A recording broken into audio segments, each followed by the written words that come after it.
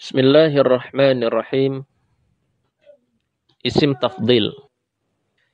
Isim tafdil merupakan kata bentukan untuk menyatakan perbandingan dua hal atau dua sesuatu yang keduanya bersekutu dalam sifat tertentu, di mana salah satunya lebih dari yang lain. Jadi misalkan gini, Zaidun asmanu min Umar. Zaid lebih gemuk daripada Umar. Maka Zaid dan Umar sama-sama gemuk, cuman Zaid asman, lebih gemuk. Samin artinya gemuk dan asman lebih gemuk. Wazannya untuk isim tafdil ini hanya ada satu wazan saja, yaitu af'al. Cuma nanti di situ banyak turunannya, ya. Af'alu, muannasnya apa? Fu'la. Muannasnya fu'la. Ini berbeda dengan af'al yang bermuannas fa'la. Kalau af'al muannasnya fa'la, ini merupakan wazan sifat musyabbahah sebagaimana telah berlalu penjelasannya. Adapun af'al yang merupakan isim tafdil, muannasnya fu'la. Ya. Kemudian kita lihat turunannya. Kalau mutsanna berarti untuk dua orang af'alan. Kemudian untuk jama' af'alun atau afa'il. Sedangkan yang muannas fu'la, untuk mutsannanya fu'layan. Kemudian untuk jamaknya fu'layat dan fu'al. Dan di situ kita lihat contoh mauzun isim tafdil. Ya, berdasarkan bina yang ada. Bina salim, bina mudha'af, bina mithal, bina ajwaf, bina illatul akhir, ya, diakhiri dengan huruf illah. Ya. Bina salim pada contoh arham. Kemudian arhamani, arhamuna, arahim. Muannasnya ruhma, ruhmayani, ruhmayatun, ruham. Kemudian yang mudha'af ada aqallu. Mutsannanya aqallani, aqalluna, aqallu. Muannasnya apa? Qulla, qullayani, qullayatun, qulal. Bina misal ada contoh di situ awsat, awsatani, awsatuna, awasat. Muannasnya apa? Usta, ustayani, ustayatun, wusat. Bina yang ajwaf, akhwaf, akhwafani, akhwafuna, akhawif. Mutsannanya khufa, khufayani, khufayatun, khuwaf. Illatul akhir yang dengan akhiran huruf illah, akhsha, akhshayani, akhshawna, akhashi. Muannasnya khusyayani, khusyayatun, khusya. Nah, seperti itu. Ini contoh-contoh daripada mauzun isim tafdil.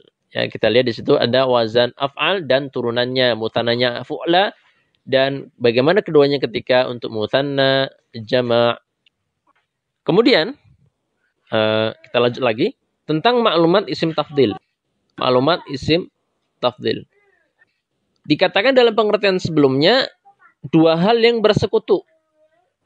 Tapi di poin pertama maklumat ini kita katakan selain untuk perbandingan dua hal yang bersifat sama, isim tafdil juga dapat digunakan untuk perbandingan dua hal yang pada sifat masing-masing yang berbeda. Ya. Kita lihat contoh daripada keduanya. Dua hal yang sama. Contohnya adalah anfa', artinya bermanfaat. Al-ilmu anfa'u minal mal. Ilmu lebih bermanfaat daripada harta. Maka anfa' ini artinya bermanfaat. Ilmu bermanfaat, harta juga bermanfaat. Tetapi manfaat ilmu lebih daripada harta. Maka anfa' bermanfaat, bersekutu padanya ilmu maupun harta. Tetapi ilmu lebih memiliki manfaat. Kemudian sifat yang berbeda. Contoh, al-ma'u abradu minan nar. Air lebih dingin dari api. Ya, perhatikan kata abrod. Abrod kan artinya lebih dingin. Kita katakan, apakah api dingin? Tentu tidak. Ya. Tetapi di sini isim tafdil bisa digunakan untuk hal yang berbeda. Jadi al-ma'u, air, abradu, lebih dingin, minan nar, daripada api. Padahal api tidak dingin, bahkan api panas. Tetapi di sini menggunakan isim tafdil untuk menyatakan perbandingan dua hal yang berbeda sifatnya. Poin kedua, isim tafdil harus berasal dari fiil yang dapat menerima perbandingan. Begini. Dalam tabel dikatakan yaqbalut tafawud. yaqbalut tafawud, dapat menerima perbandingan. Contoh, Mahmudun akbaru min Umar. Mahmud lebih tua dari Umar.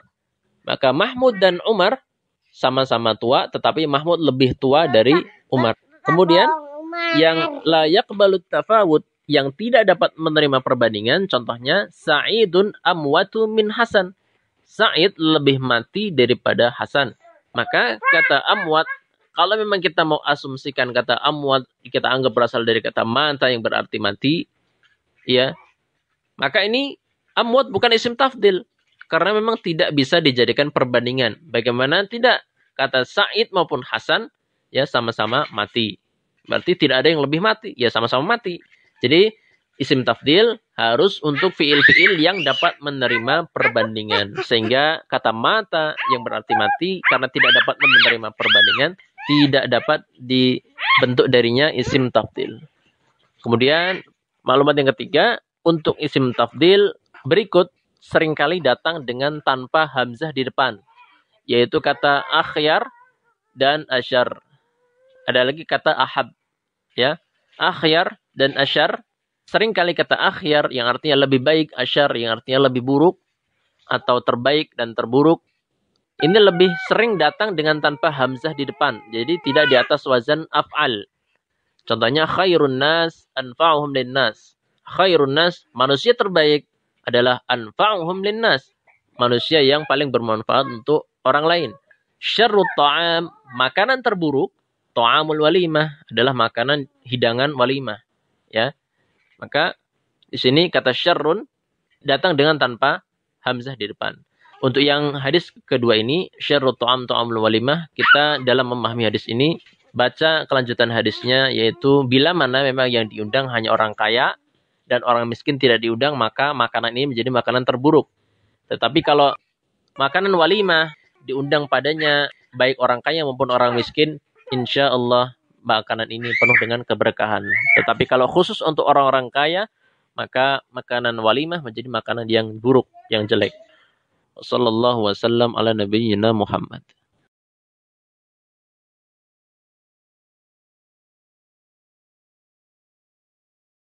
Bismillahirrahmanirrahim. Masuk ke kaidah penggunaan isim tafdil. Yang pertama, ya ini nanti kita bicara kaidah ini sedikit-sedikit atau nyerempet ke ilmu nahwu ya. Dan di sana nanti kita lihat penggunaan isim tafdil itu bagaimana. Pertama, isim tafdil senantiasa mufrad mudzakkar dalam dua keadaan berikut. Senantiasa mufrad mudzakkar dalam dua keadaan berikut. Sehingga walaupun isim yang disifati nanti berupa isim non mufrad atau bahkan berupa isim muannats, maka isim tafdil senantiasa mufrad mudzakkar. Ya. Jadi isim tafdilnya tetap mufrad walaupun yang disifati itu mutsanna atau jama', dan isim tafdilnya tetap bentuk mudzakkar walaupun yang disifati itu isim muannats. Kita ambil contoh, Az-zaiduna aqwa minal hindat. Yang pertama bila mana tanpa al dan tanpa idhofah.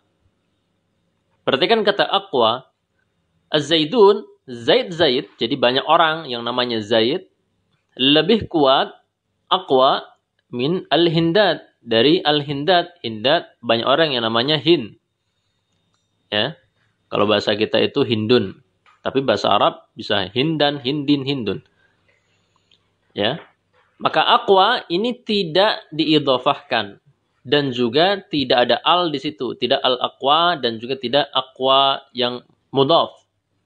Maka aqwa, walaupun kata az-zaidun ini jama', ya, maka aqwa tetap berupa isim mufrad. Begitu pula dengan kata hindat, nih kalau dibalik misalkan hindatnya posisinya di depan al-hindatu aqwa, maka ini isim muannats jama', maka juga tetap mufrad mudzakkar. Dan yang kedua, bila diidhofahkan kepada isim nakirah. Bila diidhofahkan kepada isim nakirah, maka isim tafdil tetap mufrad mudzakkar. Hindun afhamu talibatin. Hindun adalah siswa yang paling paham. Afham isim tafdil diidhafahkan kepada isim nakirah, yaitu kata talibatin. Maka afhamu, walaupun Hindun itu muannats, afhamu tidak menjadi fuhma, tetapi tetap mudzakkar, yaitu afham. Ini yang pertama. Tetap mufrad mudzakkar dalam dua keadaan berikut, yaitu bila tanpa al maupun tanpa idhafah, dan juga bila diidhafahkan namun kepada isim nakirah. Yang kedua, isim tafdil harus menyesuaikan dengan isim yang disifati dalam hal jenis dan bilangan, bila mana diimbuhi al. Ini berlawanan dengan di poin pertama yang A, ya. Berlawanan dengan poin pertama yang A. Maka bila ada al, isim tafdil harus menyesuaikan dengan isim yang disifati. Contoh, al-akh al-arham, saudara laki-laki yang paling penyayang. Al-ukhtu ar-ruhma, saudara perempuan yang paling penyayang. Al-akhawani al-arhaman, dua saudara laki-laki yang paling penyayang, dan seterusnya. Jadi menyesuaikan baik bilangannya maupun jenisnya. Apakah mudzakkar atau muannats, kemudian apakah jama', apakah mutsanna ataukah mufrad. Ini yang kedua, bila mana ada al. Yang ketiga, isim tafdil boleh senantiasa mufrad mudzakkar atau juga boleh menyesuaikan jenis bilangan daripada isim yang disifati. Bila mana diidhafahkan tetapi kepada isim nakirah. Ini berlawanan dengan poin pertama yang B. Kalau yang B kan bila diidhafahkan kepada isim nakirah. Tetapi bila mana idhafahnya kepada isim ma'rifah, maka di sini kita katakan boleh mufrad mudzakkar, boleh juga menyesuaikan isim yang disifati. Contohnya, al-muwahhiduna as'adun nas. Al-muwahhiduna as'adun nas. Orang-orang yang bertauhid itu merupakan manusia yang paling bahagia. Maka as'adu, ya, as'adu ini idhafah kepada an-nas, isim ma'rifah. Ya. Yang disifati al-muwahhidun ini bentuknya jamak mudzakkar salim, ya, walaupun masuk di situ juga isim-isim atau perempuan-perempuan yang mentauhidkan Allah. Maka al-muwahhidun, ya, disifati dengan as'ad, boleh tetap mufrad mudzakkar as'adun nas, atau boleh menyesuaikan dengan kata al-muwahhidun, yaitu jamak, maka menjadi as'idu atau as'aduna, ya, atau as'adu an-nas atau as'idun nas, ya, seperti itu. Jadi boleh dua bentuk, tetap mufrad mudzakkar atau boleh menyesuaikan jenis dan bilangan isim yang disifati. Contoh lain, Hawa ajmalun nisa. Hawa, ya, perempuan pertama yang Allah ciptakan, ajmalun nisa, merupakan perempuan yang paling cantik. Maka ajmal di sini bentuknya mufrad mudzakkar, ya, mufrad mudzakkar, padahal kata Hawa adalah isim muannats. Demikian karena ia diidhafahkan, kata ajmal ini diidhafahkan kepada kata an-nisa yang merupakan isim ma'rifah. Sehingga di situ ajmalun nas, ya, idhafah kepada isim ma'rifah. Namun boleh juga dengan menyesuaikan terhadap isim yang disifati. Hawa isim muannats, maka ajmal menjadi jumlah an-nisa, ya, karena idhafahnya kepada isim ma'rifah. Demikian sekilas tentang kaidah atau bagaimana tata cara penggunaan isim tafdil. Wassallallahu wasallam ala nabiyyina Muhammad.